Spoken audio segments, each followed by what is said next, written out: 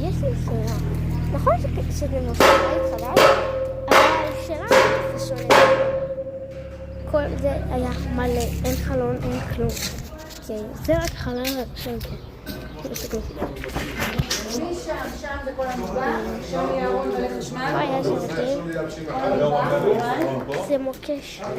כן, אנחנו רק צריכים להחליט מה קורה עם זה. ויש לנו כאן את זה, שתבינו שכל הממד, הסתכלתי, כל הממד שלנו נהרס. אין ממד, אפילו המדרגות. זה הפינה שלי שלקחו לי אותה. אין, אבל זה לא משנה, זה כמו אין כל הדברים האלה. יש. כל זה והמחסן שאין מחסן. טכנית כאילו, לא קוראים לזה מחסן, קוראים לזה כבר ריק. וטכנית זה, וזאת מיני. תראה, קדימה. חדשים. וביי אוש.